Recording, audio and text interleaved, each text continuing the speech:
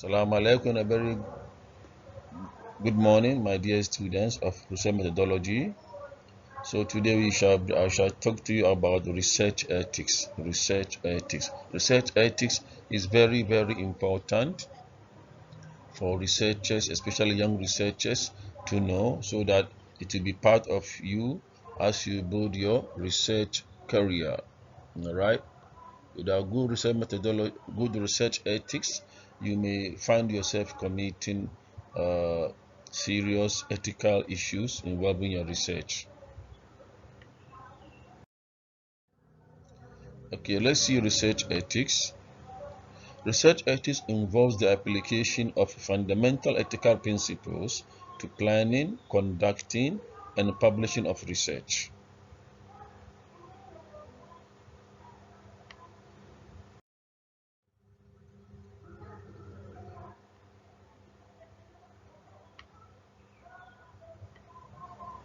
Okay, the guiding principles in research ethics involves autonomy and respect, beneficence meaning goodness, all right, goodness, non-maleficence meaning you shouldn't involve in any corruption or any evil things, no immorality, especially trying to falsify the data, or take somebody's work, let's say somebody's questionnaire without giving credit, all right, in your research. It's immoral to do that. And also make sure you don't exploit anybody while doing your research, okay, be it your student or whoever. Okay, don't exploit people while doing your research.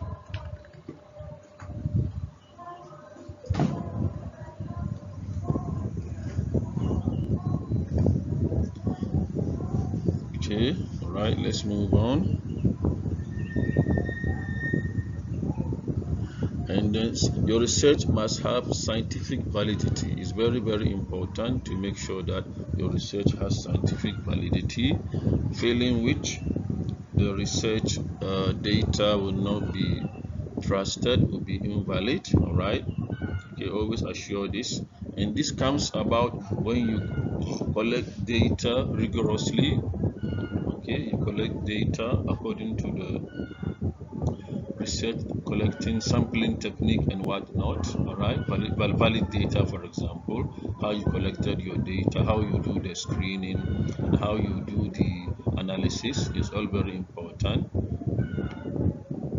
And then honesty, you have to have honesty in conducting research. It's very important. And honesty, no any elements of lies or falsehood.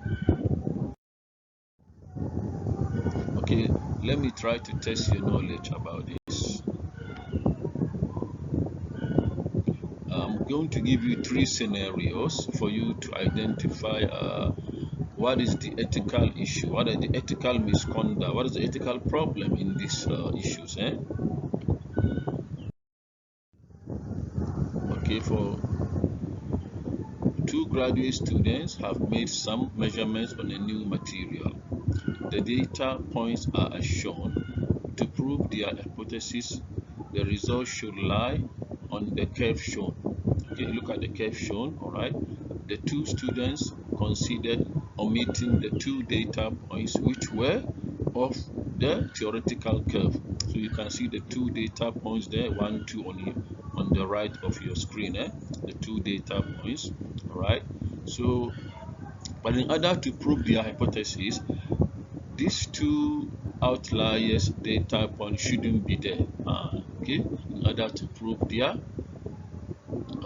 hypothesis. Okay, so what they did, they omit the two data points you can see there, the outliers. So the question is, what is your answer in terms of ethical what do you call it, in terms of ethical consideration? What can you say about this? Okay, I wait for your answer.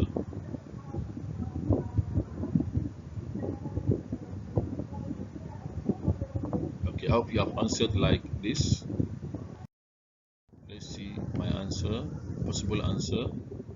Unethical, as it will amount to falsification of data. So what they have done is unethical because they have falsified the data.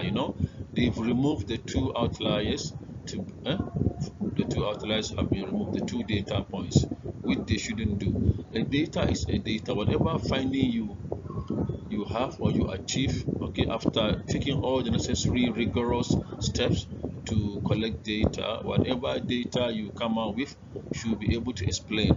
There is no what do you call it, wrong data. Whatever data you come out, all right, you should be able to explain, okay, whether the hypothesis is accepted or rejected. You have to explain that, whether it is significant or not. Don't try to falsify. I find students at times, when let's say they have three hypotheses, right, and then two of them are insignificant, only one is significant, they become worried. You shouldn't worry. You are objective. You are objective in doing research. Whatever data you have should be able to explain. Okay, explain. The implication should be able to be put forward. Okay, don't expect all your hypotheses to be significant. For example, okay, should include outliers and give probable reasons, like I already mentioned this here. The outliers, the two data point, should also be included, and try to explain the reasons. Okay, all right. And then you can also find a way which is acceptable to trim the outliers. Okay, don't just delete them without any what do you call it, any given reasons and things like that. That will be what amount to lying, data manipulation. This is bad. Okay, we have this another. Okay, all right, so I think you can read this yourself. Another what do you call it, two or three. Okay, you can do this yourself. Later you can pause my while watching, you can pause and do this yourself. Okay,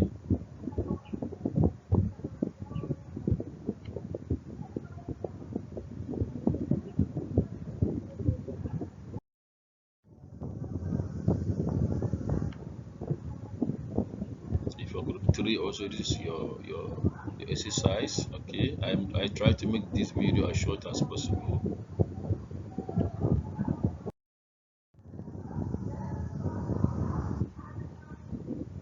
So always give credit, give credit. If you take somebody's work, give credit to the person. Don't claim it is yours. So the question is, why should there be research ethics? Why should there be research ethics?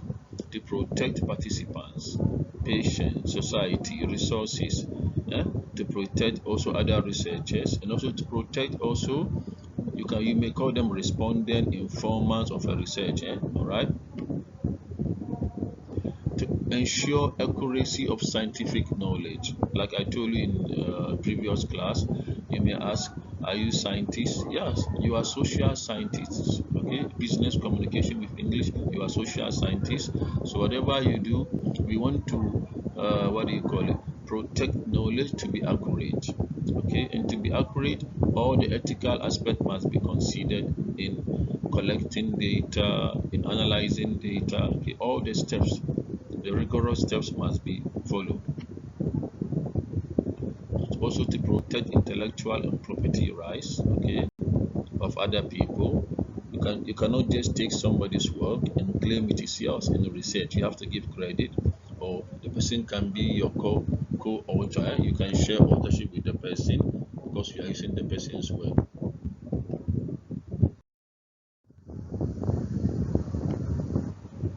Protect from harm, that is why it is very important. Show respect, privacy, confidentiality. All right, refrain from coercion and undue inducement. Okay, coercion meaning you are coercing somebody to what do you call it, to agree with your data. Maybe the person know that there is something wrong in the data, or you induce the person. Inducement like by giving incentive, giving money, all right, or undue inducement. Okay, so be very careful when we do research. You have to be refrain from all this. Okay, refrain from all these malpractices.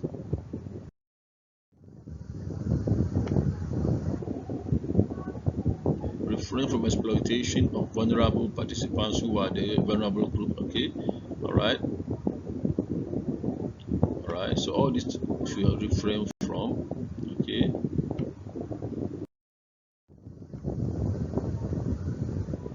also a research must be of social value, improvement of say health.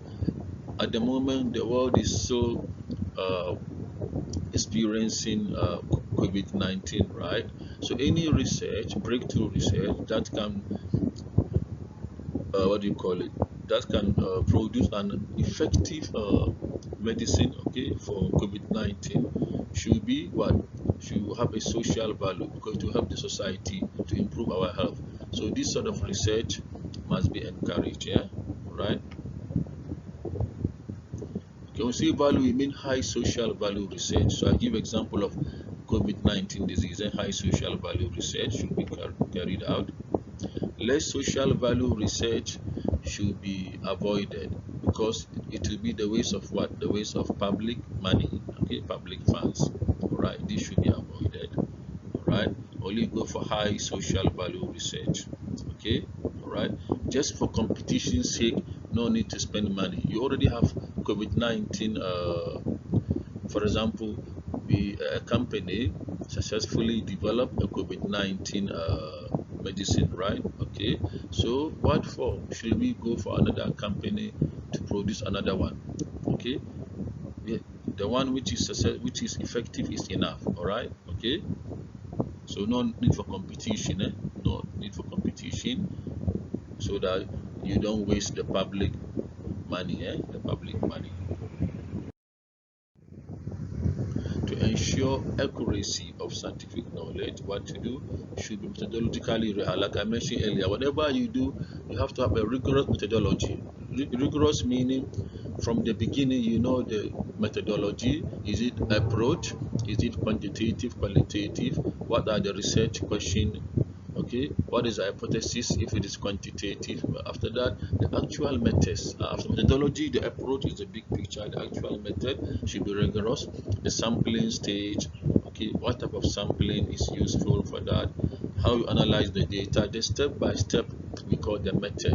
Methodology is the big picture. So we only need to have what? A rigorous methodology which is scientifically valid. Okay, all right. Like for example, how to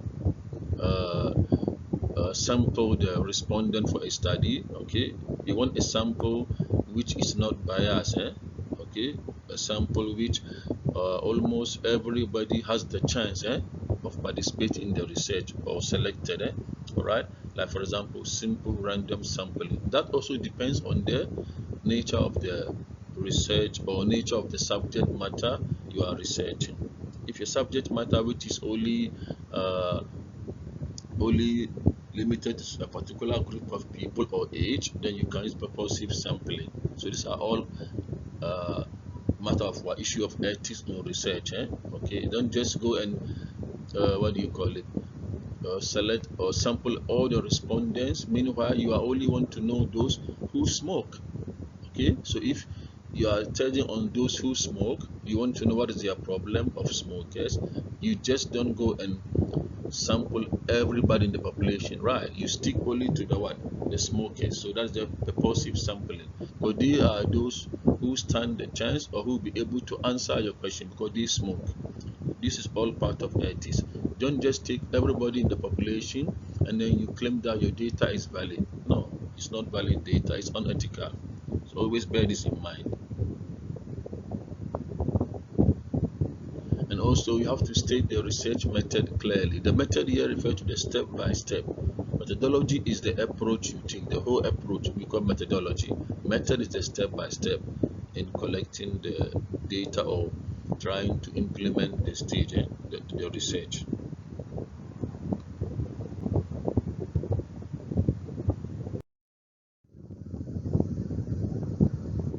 And so when you do research, do not gloss research method. Gloss meaning you try to cover up, make it look nice, but meanwhile you didn't do that. Always try to be ethical by reporting what you actually do, what you actually did. Okay, don't gloss the method section to make it look so good, so valid. Meanwhile, you didn't do that. Okay, so this is very important to bear in mind. Should not falsify or modify or omit data. Please don't falsify. It's very wrong to do this. Okay, Don't modify or omit data. Use actual data for analysis. You cannot include someone else's data. Report errors. It's okay to report errors in your research. Okay. Be aware of conflict of interest. Meaning when you do research, try to avoid bias. You have to be objective. Okay. Should not withhold or vague up information. Any information which you find from your research, don't try to cover it up or make it look like polish it up. Always report what you gathered from the field. Okay, must be objective. We are objective in research is very, very important. Okay, it's an issue of ethics as well. Keep data and material for 5 years. Normally for a research, data for 5 years is still valid. Okay, so that is still considered current. You can still use it within the 5 years. Data and material should be available to others as well, if the need be, to prove the validity of your research. The data and material should be available to others as well. And do not present or publish paper from incomplete research or from anticipated outcomes. Of course, you may talk about preliminary findings, is okay, but then it's better to go for complete research after collecting all the data. And don't publish a research without to claim that is the complete research. No, for example, you do a pilot study of 30 or 50 respondents for quantitative study. You may always report as preliminary findings, or better just wait, because pilot study aim is to help you revise your instrument, make some amendments and changes here and there. Okay, it's not meant to be published actually, pilot study. So always go for complete research, complete data. Should not duplicate publications and submissions, meaning don't send papers to the same paper to different journals. It's not good practice. Send to one journal first. If it's rejected, then you try another journal. Don't send to 2 journals at the same time. Don't send the same paper to 2 journals at the same time.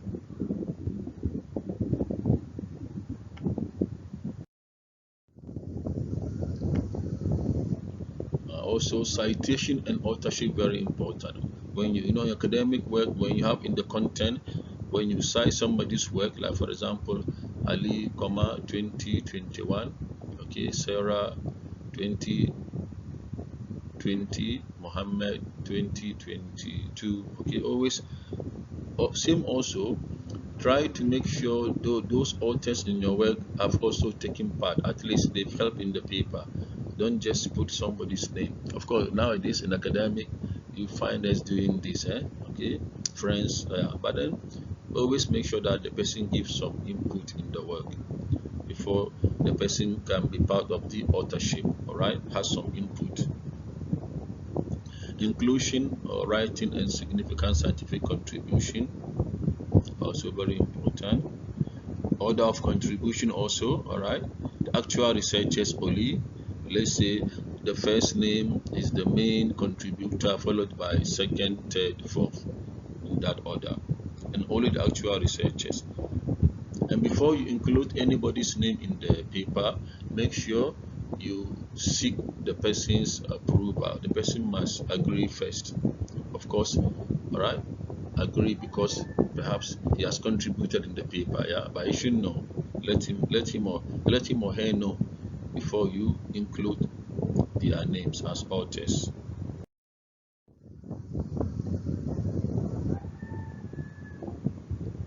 So avoid plagiarism and piracy. So when somebody else's work is quoted in the reference, should be made to the original author. Only the original author. Make sure that. Also give acknowledgement. If let's say you get money from a different source for your work, Always acknowledge the funders of your research at the end of the paper. Acknowledge them. And also those who help you to give you fund, who help you to input your data, who help you to collect data. It's good to mention their name at the acknowledgement part at the end of your paper. Don't forget that.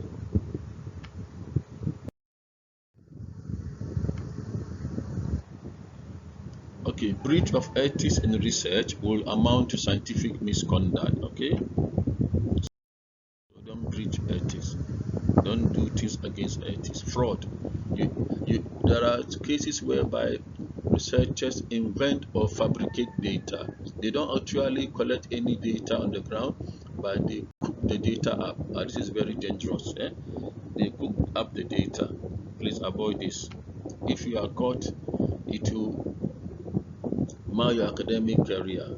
Okay, and copying data, ideas, tests without acknowledgement of source. So always make sure you paraphrase what you have, and also cite or the name of the authors together with the year they published the work. Don't plagiarize, please. Or piracy, you take somebody's copyright and say it is yours, somebody's work, and claim it is yours. So be very careful. There are cases where academicians found themselves losing their job, even university asking them to pay all the salary they were paid over the years just because their thesis have been found to include plagiarized work. Okay, perhaps they did it knowingly or unknowingly. Whatever it is, be very mindful of this piracy. So I ask young researchers, okay, coming in the area of research, bear this in mind. It's better to do your own work, even though the quality is not that high. It's okay, it's your work. All right, if you take somebody's work, paraphrase and give credit to the person. Okay, don't copy, don't paste, copy and paste or word to word and claim it's yours. No.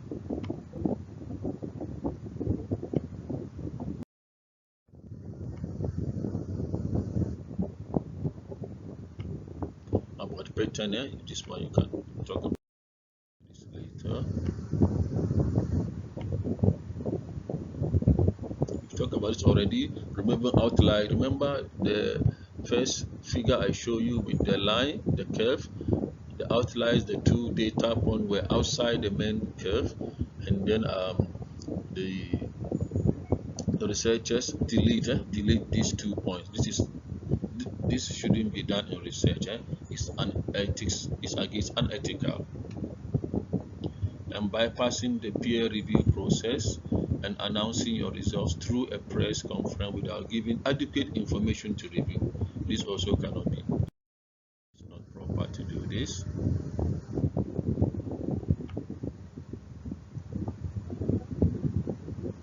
So when you review literature for your work, normally in academic, we have chapter 1, chapter 2, the literature review and theory section. Whatever literature you review, make sure you cite the producers or the authors of that work.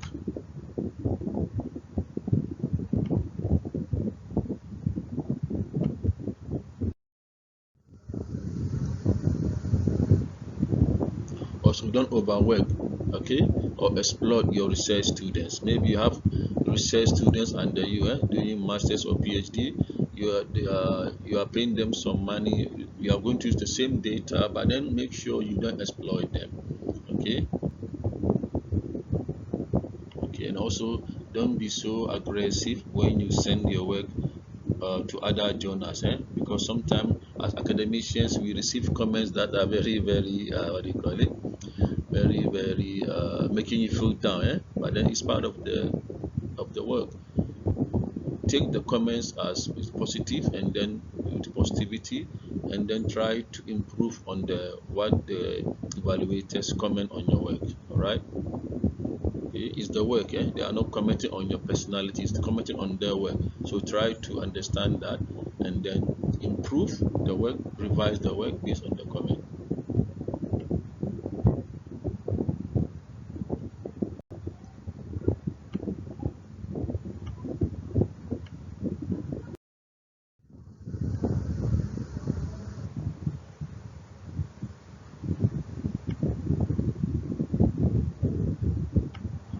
This may apply to those in the biology or pure sciences here.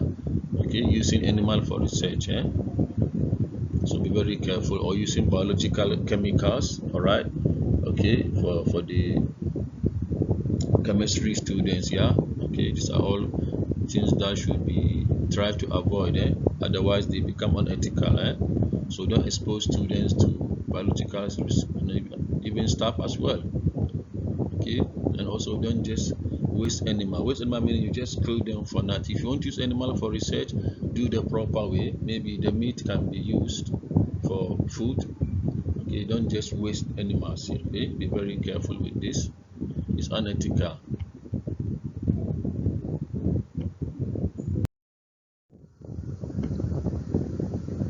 Or sabotaging your friend's work because you don't like him or her. She's doing very well. Sabotaging someone's work, you shouldn't do that. Always, no need to sabotage somebody's work. Think of yourself, how to improve yourself. Okay, there is no point bringing somebody's down and trying to raise up your, that won't work.